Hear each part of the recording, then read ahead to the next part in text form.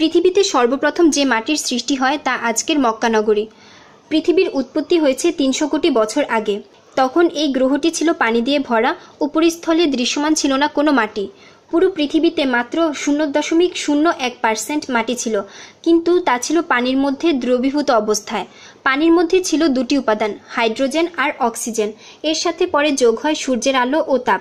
Hydrogen, oxygen আর সূর্যের আলোর সমাহারের ফলে ধীরে ধীরে জলজ প্রাণীর সৃষ্টি হয়। জলজ প্রাণীর মৃত্যুর পর তাদের দেহাবশেষ মাটিতে রূপান্তর হয়। এভাবে খুব ধীরে ধীরে মাটির সৃষ্টি হতে থাকে। পৃথিবী সৃষ্টি হবার 1,44,000 বছর পরে 10 ভাগ মাটির উপস্থিতি ঘটে এবং পানির ভিতর থেকে মাটির একটা অংশ ভেসে ওঠে। প্রথম যে অংশ চর হয়ে জেগে ওঠে সেই স্থানটা হচ্ছে বর্তমানের মক্কা নগরী। অন্যভাবে দেখতে গেলে পৃথিবীতে সর্বপ্রথম যে মাটির সৃষ্টি হয় তা আজকের মক্কা নগরী, আর তার মধ্যস্থল হচ্ছে কাবা শরীফ। পৃথিবী নামক এই গ্রহে অনেকবার মহাপ্লাবন হয়েছে। প্রতিবারই পৃথিবীর যে স্থল সর্বপ্রথম জেগে ওঠে মানে মক্কা নগরী নিরাপদে থেকেছে। এই অংশ প্লাবিত হয়নি। হিসাবে দেখা যায় 12,000 বছর পর পর পৃথিবীতে এক একটা মহাপ্লাবন হয়েছে।